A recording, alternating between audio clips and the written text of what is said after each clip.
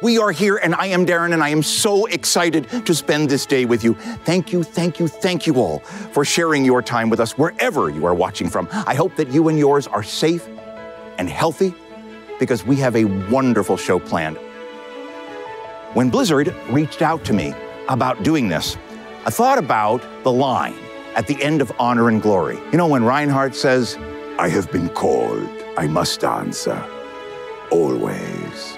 I thought about Reinhardt's kindness, his devotion, his sense of being there for others. That's this community.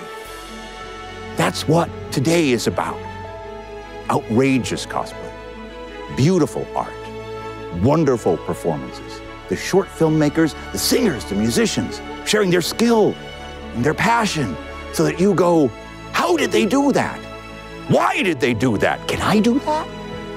Of course you can. It's that creative spark that will be shared by everyone you're going to see tonight.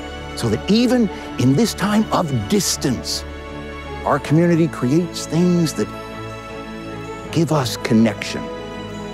It will be a little bit of joy, a little bit of madness, a little bit of whimsy. This is your Community Showcase.